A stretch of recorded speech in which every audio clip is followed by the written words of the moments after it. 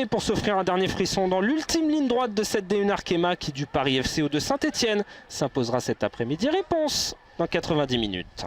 C'est simple hein, pour avoir vérifié sous la poule unique en D1 Arkema. Donc si on remonte depuis 92, il n'y avait qu'une seule équipe qui avait opéré une telle remontée en cours de championnat en comptant si peu de points à ce stade. C'était Hénin-Beaumont en 93-94. C'est dire l'exploit et la montagne pour venir défier, peut-être surprendre directement le Paris FC d'entrer dans cette partie. Elles sont en jambes, c'est stéphanoise. Et Alex Lamontagne servi dans la profondeur qui peut faire la différence.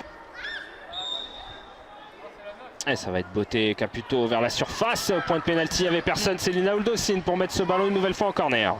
Avec Pierre-Louis pour le Beauté, ça va être joué à deux finalement. Ballon qui va être remis, entrée de surface, le centre, rentrant au second poteau. C'était pas loin là-dessus pour Saint-Etienne pour venir enfoncer le clou. Et on voit Laurent Mortel tenter de replacer ses joueuses, le coup franc. Beauté directement pour les gants de Marine Gignoux. Ça manquait potentiellement un peu de puissance pour faire la différence. Et grosse situation à l'approche de la mi-temps pour les Parisiennes. Pour faire la différence, Julie Soyer directement dans les gants de Marine Gignoux. Pour dégager ce ballon alors qu'on est arrivé au bout du temps additionnel de ce premier acte. Y aura-t-il une dernière situation pour faire la différence? Ou va-t-on rester là? On va en rester là. 1-0 à la pause pour les Stéphanoises face au Paris FC. Le but dès la 4e minute d'Alexandria Lamontagne. Les Stéphanoises qui avaient attaqué très fort et les Parisiennes qui avaient mis une bonne dizaine de minutes à enfin se mettre dans le rythme de cette partie. Il va falloir revenir plus rapidement même si l'atmosphère se rafraîchit ici à Bondouf. Le centre de Rivadera, la reprise derrière de Dufour. Et ballon toujours sur ce côté, encore une fois, Corboz, ouverture pour Bourdieu, des décalages, il n'y a pas de hors-jeu pour Mathilde de Bourdieu, le face-à-face remporté par Marine Gignoux, super devant l'attaquant parisienne.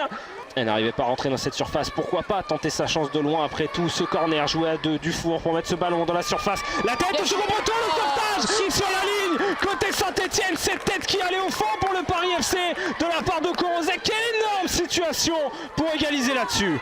Et attention à nouveau, cette fois-ci ça va être joué à deux en appui.